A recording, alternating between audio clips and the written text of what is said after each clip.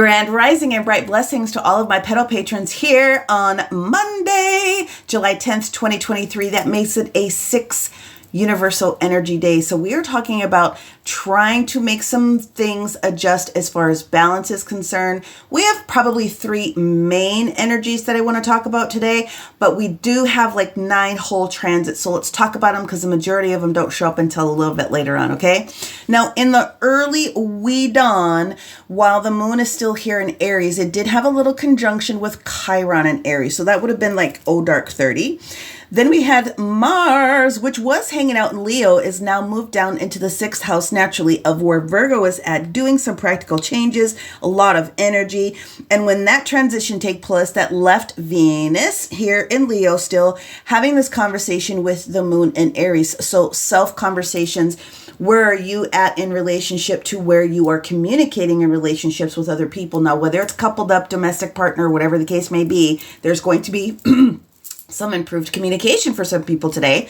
But with the fact that we have a conjunction that's going on with Mercury in Cancer before it moves, because it's going to move, and this opposition that we have with Pluto in Capricorn, that will bring up some older conversations, and that'll be like around lunchtime.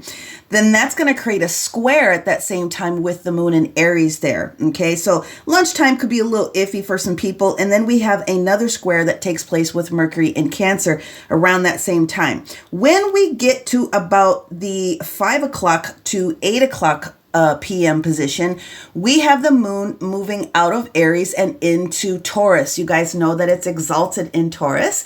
And so that's about show me the money.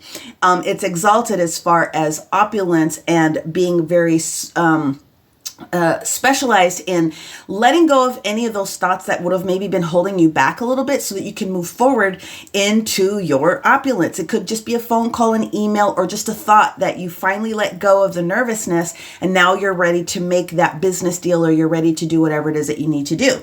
We love that. Then, while the moon is in the sign of Taurus, it is going to create a trine then with that Mercury in Virgo position. So planning and so much execution about future plans and business and just getting everything sort of dusted off and ready to go. We like Mars in Virgo because it lets us move. And then the last thing that's going to take place is Chatty Cathy Mercury that's up here is going to move into Leo. So a lot of passionate conversation about those things too. Now, some people are going to be able to handle that passion with a lot of ease and grace, and some people are going to act a fool with it. So these next couple of days could be a little bit extra, but it's all for the greater good. Let us get towards this day in ease and grace. Blessings.